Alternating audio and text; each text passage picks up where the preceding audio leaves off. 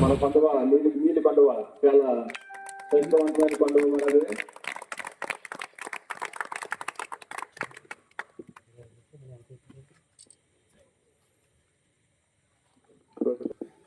చాలా సంతోషంగా ఉందండి.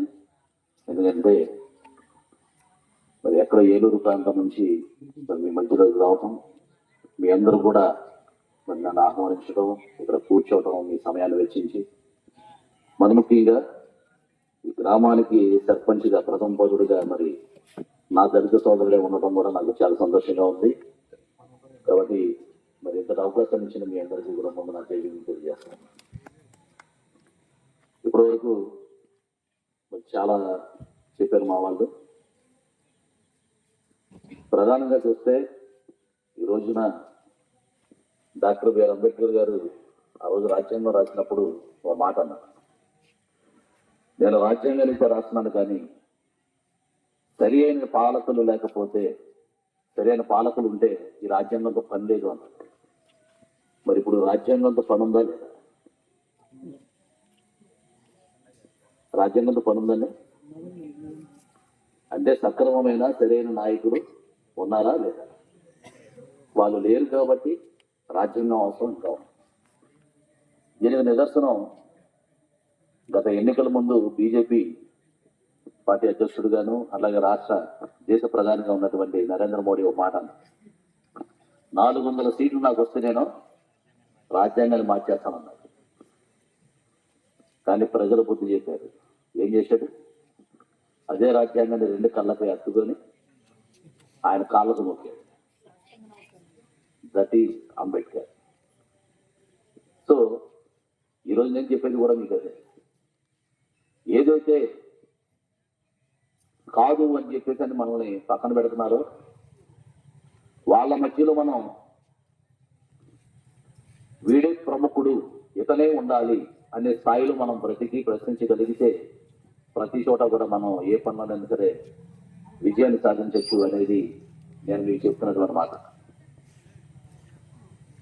నేను ఈరోజు ఈ దళిత ప్రజా ఆకాంక్ష యాత్ర అనేది నేను ఎందుకు చేస్తున్నాను, దీనిలో నాకు వచ్చేటటువంటి లాభం ఏమైనా ఉందా అంటే ఏం లేదండి.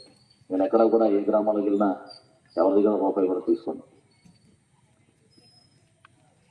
నాకున్నటువంటి నేను ఒక కన్సల్టెన్సీ ఆఫీస్ నడిపిస్తూ ఉంటాను ఏలూరులో, బ్యాంక్ లోన్స్ చేసుకుంటూ దాని మీద వచ్చేటటువంటి ఇన్కమ్తోనే నేను నా సొంత ఖర్చులతో నేను తిరుగుతాను.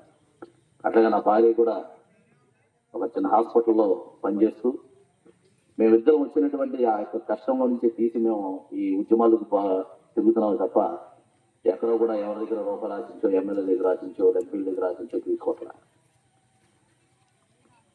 మీరు ఏదో నేను ఇక్కడ చెప్తున్నాను అక్కడ ఏం చేస్తాడో మాకు తెలియదని అనుకోవచ్చు. మీకు ఏ రోజులో ఎవరైనా సరే తెలిసిన వ్యక్తులు ఉంటే వాళ్ళకు ఫోన్ చేసి కాపుదాసి రవికుమార్ అనే వ్యక్తి ఎవరి దగ్గరైనా ఏ రోజైనా రూపాయి తీసుకున్నాడా, ఏ నాయకుడి దగ్గరికి అనేది చేతులు పట్టుకున్నాడా అని కూడా మీరు ఎంక్వైరీ చేయొచ్చు. నేను ఎవరి దగ్గర కూడా రూపాయి ఆశించకుండా నా యొక్క సొంత ఖర్చులతో నేను ఉద్యమాలు చేసుకుంటూ ఎక్కడ ఎస్సీ ఎస్టీ ప్రజలకు ఎక్కడ అన్యాయం జరిగినా ప్రశ్నించే గొంతుగా ముందుండేటటువంటి ఉద్యమాలు నడిపిస్తా ఉన్నా. అట్లాగే ఎన్నో ఉద్యమాల్లో పాల్గొన్నా, ఎన్నో ఎస్సీ ఎస్టీ అట్రాసిటీ కేసుల్లో మరి ముందుండి వారికి ఎవరైతే బాధ్యత ఉన్నారో వారికి న్యాయం జరిగేంత వరకు పోరాటం చేశాను. అవి చెప్పాలి అంటే చాలా ఉంది, ఒకటని చెప్పలేం. కాబట్టి ఈ ఉద్యమాలు నడిపించడం, ఉద్యమాలు చేయడం గొప్ప కాదు. మన నాయకులు ఎంతో మంది గ్రామానికి వచ్చారు, ఈ గ్రామంలో ఎంతో మంది నాయకులు చూశారు, వారు ఇచ్చినటువంటి సందేశాలు విన్నారు. కానీ ఈ ఉద్యమకారుల వెనక బలం ఎవరంటే మీలాంటి వాళ్ళు. మీరనే వాళ్ళు మాకు సపోర్ట్గా లేకపోతే మేము ఏ ఉద్యమం కూడా చేయలేం. అట్లాగే మన దళిత వారంలో మన దళిత యువత ప్రాముఖ్యంగా తెలుసుకోవాలి. ఈరోజు దాన్ని చెప్పారు, వేవరాజు గారు చెప్పారు. నేను బిఎల్ చేసింది ఎందుకంటే రాజ్యాంగంలో ఉన్నటువంటి ఆర్టికల్స్ చదివి దాని ద్వారా జాతిని ఏ రకంగా చైతన్యపరచొచ్చు అనే దాని మీద నేను తెలుసుకోవడానికి బిఎల్ చదివాను. ఎన్నో డిగ్రీలు చేసినా కూడా ఆయనకి ఒక చిన్న అన్యాయం జరిగిందని చెప్పి చెప్తున్నారు. మరి 16 డిగ్రీలు చేసిన అంబేద్కర్గా అవమానాలు జరిగినాయి. ఎన్ని డిగ్రీలు చేశారండి అంబేద్కర్ గారు? 16 డిగ్రీలు చేసి ప్రపంచ దేశాలు ఈరోజు ఆయన్ని కొనియాడుతున్నటువంటి అంబేద్కర్ గారికే ఉద్యోగం కోసం వెళ్తే అంబేద్కర్ నువ్వు నీళ్ళు తాగకూడదని చెప్పేసి అని అక్కడ అధ్యాపకులు ఆయన అవమానం చేశారు. ఆయన పొందిన అవమానం ముందు మా భీమరాజు గారు పొందిన చాలా తక్కువ అనుకున్నారు. ఎమ్మెల్యేలు, ఎంపీలు, ముఖ్యమంత్రులు, పార్టీ అధ్యక్షులు వీళ్ళందరూ కూడా ఈరోజు డాక్టర్ బిఆర్ అంబేద్కర్ గారిని కేవలం ఆ రాజ్యాంగం ఉంది కాబట్టి, ఆ రాజ్యాంగంలో ఆర్టికల్స్ రాశాడు కాబట్టి, ఆ రోజున మరి ఆ 16 ఎంతమంది ఆ కమిటీని వేస్తే ఆ కమిటీలో ఎవరో కూడా లేకుండా కొంతమంది నాకు ఒంట్లో బాగోలేదని, నేను వేరే దేశంలో ఉన్నానని, లేకపోతే నాకు ఆరోగ్యం సహకరించట్లేదని చెప్పుకుంటూ మరి ఆ కమిటీలో ఉన్నటువంటి ఒక్కొక్కరు జారిపోతే పూర్తి స్థాయిలో అంబేద్కర్ గారు కంకణం కట్టుకొని భారత రాజ్యాంగాన్ని ఒక్కడే రాసి పూర్తి చేసి మరి అది ఆమోదించేంత వరకు కూడా కృషి చేశారు. ఆ మహానుభావుడు రాసినటువంటి రాజ్యాంగాన్ని మరి ఈరోజు ఉంది కాబట్టే ఈ రాజకీయ నాయకులందరూ కూడా మనల్ని మన దగ్గరికి వచ్చి ఓట్లు అడుగుతున్నారు. కేవలం ఎప్పుడు వస్తారండి మన ఎస్సీ వాళ్ళకి నాయకులు?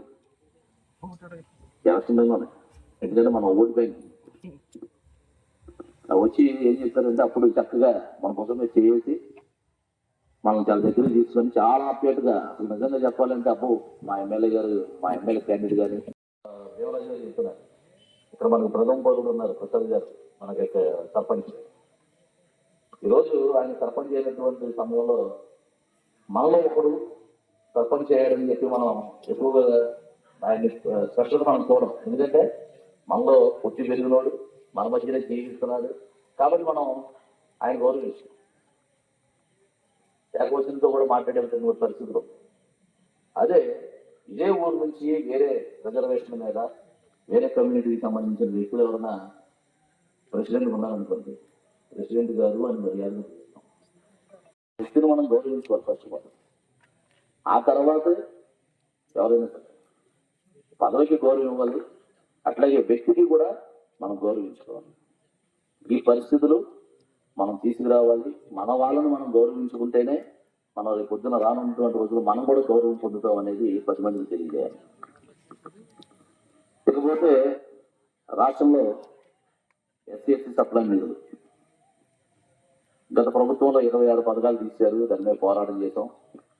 అయినా సరే మా కూడా ఎవరో వినిపించుకోలేదు.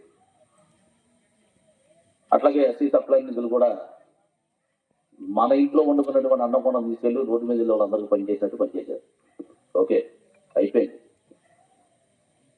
దానిలో మనం ఏదైనా చేయడానికి, ఉద్యమాలు చేయడానికి ఈ రోజున ఐపీసీ సెక్షన్లు తీసేసి కొత్తగా ఒక సెక్షన్ పెట్టారు. రెండో తెలుసా అండి? బిఎన్ఎస్ యాక్ట్ లో ఎక్కడ కూడా ఉద్యమాలు చేయడానికి లేదు. రోడ్డెక్కి ఉద్యమం చేస్తున్నామంటే తీసుకెళ్లి ముందే కేసులు ఫైల్ చేసేటువంటి పరిస్థితి ఉంది. అంటే ప్రశ్నించే గొంతుకుని పట్టుకొని పీక నొక్కేసి సైలెంట్ చేసేటువంటి పనిని కేంద్ర ప్రభుత్వం తీసుకుంది. దీనిని వ్యతిరేకించాలంటే మనమందరం సంఘటితం అవ్వాలి. ఈ సంఘటితం అవ్వకుండా కనుక మనం ఎంతకాలమైనా సరే నూతుల కప్పలల్లే మనం ఉంటే మనం ఏది సాధించలేదు. ఇప్పటికే మన పార్లమెంట్లో అమిత్ షా వ్యాఖ్యలు చేశాడు. ఏమని? అంబేద్కర్ అంబేద్కర్ అంబేద్కర్ అంటున్నారు. అంబేద్కర్ పేరును వదిలిపెట్టి మీ ఇష్ట దైవాన్ని పోల్చుకుంటే మీరు ఎక్కడ పోతారండి? చచ్చిన తర్వాత ఎక్కడ పోతారని ఎవరు చూస్తున్నారా?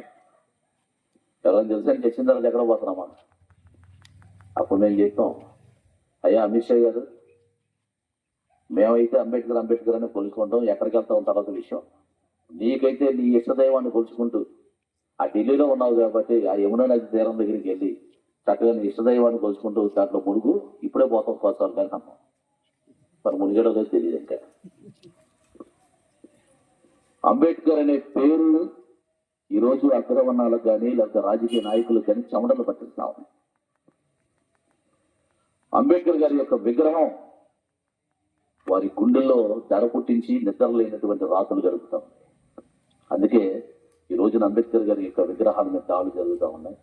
ఆయన విగ్రహాలకు చెప్పులు దండలు వేస్తూ ఉన్నారు. ఆయన పేరు ఎక్కడ ఉచ్చరిస్తే అక్కడ అవమానకరంగా మాట్లాడుతూ ఉన్నారు. ఈ మధ్య కాలంలోనే గల్ఫ్ లో కూడా ఒక గ్రూప్ ఒకటి క్రియేట్ చేసి దాంట్లో కూడా అంబేద్కర్ గారిని అనుచిత వ్యాఖ్యలు చేస్తే నా గల్ఫ్ దేశం నుంచి కూడా నాకు ఫోన్ చేస్తే నేను దాని మీద కంప్లైంట్లు కూడా ఇవ్వడం జరిగింది. అట్లాగే కాకినాడ జిల్లాలో కూడా కంప్లైంట్ ఇప్పించడం కూడా జరిగింది.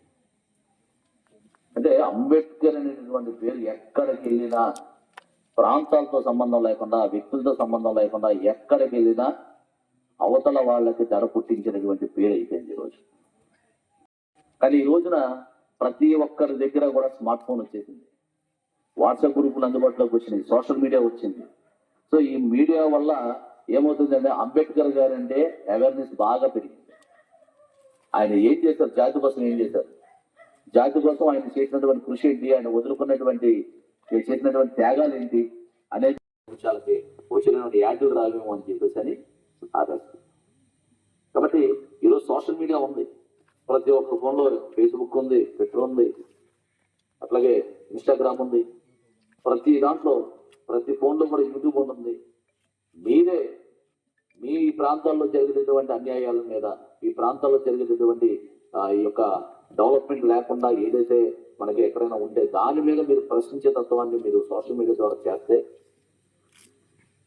ఈ యొక్క సోషల్ మీడియాలో హైప్ అయితే ఏమవుతుందంటే ఆటోమేటికల్గా యంత్రాంగం అంతా కూడా కదిలొచ్చి ఆ పనిని చేసేటటువంటి పరిస్థితి ఉంది. కాబట్టి సోషల్ మీడియాని మీరు అందరూ కూడా వాడి మరి దాని ప్రకారంగా కూడా మన యొక్క సమస్యలు పరిష్కరించుకోవచ్చు అని చెప్పి తెలియజేస్తాం. ఇకపోతే చివరగా మనమందరం సంపుటితం అవ్వాల్సినటువంటి సమయం ఇది, అందరం ఐక్యం అవ్వాల్సినటువంటి సమయం. ఎందుకంటే మనం భారత రాజ్యాంగాన్ని కాపాడుకోవాల్సినటువంటి పరిస్థితి ఈరోజు ఉంది. ఎందుకు భారత రాజ్యాంగాన్ని మనం కాపాడుకోవాలి అంటే, రాజ్యాంగంలో మనకంటూ కొన్ని చట్టాలు ప్రత్యేకంగా డాక్టర్ బిఆర్ అంబేద్కర్ గారు రాస్తేనే ఇంకా మనల్ని బతకనే అవుతున్నా. ఆ రాజ్యాంగాన్ని కనుక పూర్తిగా మార్చేసేటువంటి పరిస్థితి కనుక వస్తే మనల్ని ఎవరు పట్టించుకుంటారండి?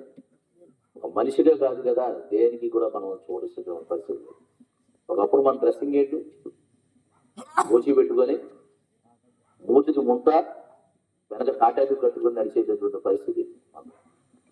మళ్ళీ అటువంటి పరిస్థితులు తీసుకురావడానికి రాజకీయ కుట్రలు జరుగుతాం. ఇది 2015 నుంచి మొదలైంది. బీజేపీ గవర్నమెంట్ ఎప్పుడైతే గద్దెనెక్కిందో అప్పటి నుంచి ఆర్ఎస్ఎస్ సహకారంతో దీన్ని చేయాలని చెప్పేసి సుప్రీంకోర్టులో బిల్లు కూడా వేశారు, ఎస్సీ చట్టాలు తీసేయాలని. దాని మీద పూర్తిగా 2015లో కొన్ని చట్టాలను కూడా మళ్ళీ సుప్రీంకోర్టు మార్చడం లేదని కొన్ని ఇంప్లిమెంటేషన్స్ చేసి, ఆ ఇంప్లిమెంటేషన్స్ చేసి ఇంకా మనకి అవకాశాలు పెంచారు. కానీ ఆ పెంచిన అవకాశాలు మనకి ఎవరికి కూడా తెలియట్లేదు.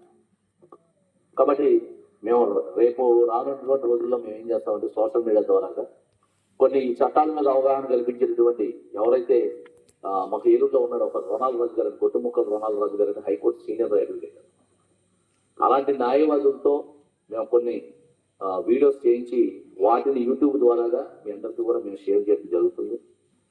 మన దళిత ప్రజాసంస్థ అనేది యూట్యూబ్ ఛానల్ కూడా ఉంది. సో దాన్ని మీరు అందరూ కూడా చేసుకుంటే దాని ద్వారాగా మీ గ్రామంలో మన దేవరాజు గారు కూడా ఉన్నారు కాబట్టి ఆయన ద్వారాగా మీకు కూడా లింకులు పంపిస్తాం. వాటి ద్వారాగానైనా సరే మనం అవేర్నెస్ పెంచుకొని మన యొక్క హక్కుల కోసం మనం అందరం కూడా పోరాటం చేస్తాం. ఆ పోరాటం చేయడం వల్ల అంబేద్కర్ గారు ఎప్పుడు చెప్పారు, పోయేది ఏంటండి, పోరాటం చేస్తే పోయేదండి బానిస సంఖ్యలో పోతాయి, అంతేగాని మన బతుకులు ఏమి అయిపోవాలి. ఆ బానిస సంఖ్యలో పోతే మనం కూడా పవర్ఫుల్ గా మనం బతకొచ్చు. కాబట్టి ఆ బానిస సంఖ్యలు తెంచుకోవడానికి మనందరం కూడా కృషి చేస్తూ మనల్ని మనం ప్రొడక్ట్ చేసుకుంటూ అంబేద్కర్ గారు రాసినటువంటి రాజ్యాంగాన్ని ప్రొడక్ట్ చేసుకుంటూ మన ఆడబిడ్డలని మన యొక్క హక్కుల్ని మనం కాపాడుకుంటూ ఈ వ్యవస్థలో ముందుకు సాగాలని చెప్పి మరి నేను కోరుకుంటున్నాను. అట్లాగే మరి ఈ యొక్క దళిత ప్రజా సమితి ఆధ్వర్యంలో జరిగినటువంటి యొక్క దళిత ప్రజా ఆకాంక్ష యాత్రకి మరి మీ గ్రామంలోకి వచ్చినందుకు మరి మీ అందరూ కూడా మన మీద చూపించినటువంటి యొక్క ఆప్యాయత అనురాగాన్ని బట్టి మీ అందరికీ కూడా 2 చేతులెత్తి నమస్కారం తెలియజేస్తా ఉన్నాను. మీలో ఒకరిగా ఏ సమస్య వచ్చినప్పుడు మీ పరిధిలో మీరు చేస్తూ మాకు కూడా చిన్న ఇన్ఫర్మేషన్ ఇస్తే మేము కూడా మీ సమస్యల్లో మేము కూడా పార్టిసిపేట్ చేసి ఆ యొక్క సమస్య పరిష్కారం కోసం మేమందరం కూడా కృషి చేస్తామని చెప్పి మీ అందరి ముందు సవినయంగా తెలియజేస్తూ ఇంత అవకాశం ఇచ్చిన మీ అందరికీ కూడా నా యొక్క హృదయపూర్వకమైనటువంటి ఉద్యోగ చేయమని తెలియజేస్తున్నాను. జై భీమ్. అమర hey doctor BR Ambedkar. వద్దిల్లాలి Ambedkar గారి ఆశయాలు. వద్దిల్లాలి అంబేద్కర్ గారి ఆశయాలు. జై భీమ్.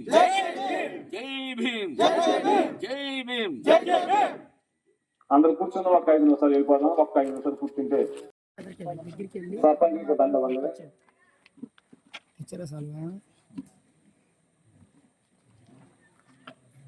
జై భీమ్.